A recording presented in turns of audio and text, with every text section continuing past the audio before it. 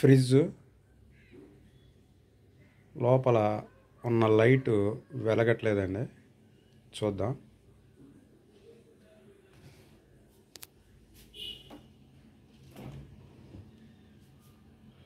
చూసారా, లోపల ఉన్న లైటు, ఈ లైటు వెలగట్లేదు కానీ కూలింగ్ వస్తుంది. చూడండి, ఇక్కడ ఒక స్విచ్ ఉంది.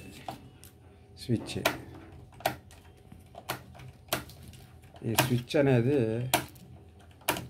మనకి వర్క్ అవట్లా. చూడండి, ఇది స్విచ్. ఈ స్విచ్ అనేది వర్క్ అవట్లా. ఇది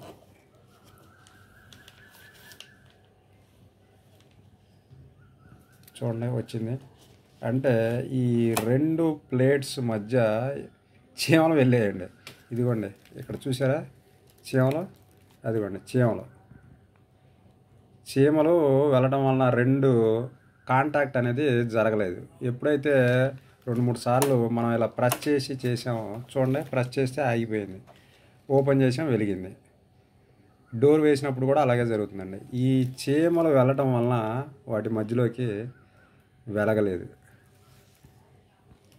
ఇలాగ కొన్నిసార్లు ప్రాబ్లం వస్తూ ఉంటుంది.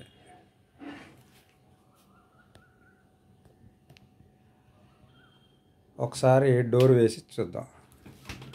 వేసాం, తీసాం, ఓకే. ఈ స్విచ్ దగ్గర చీమలు వెళ్ళటం వలన ప్రాబ్లం అన్నమాట. అంతా బాగానే ఉంది.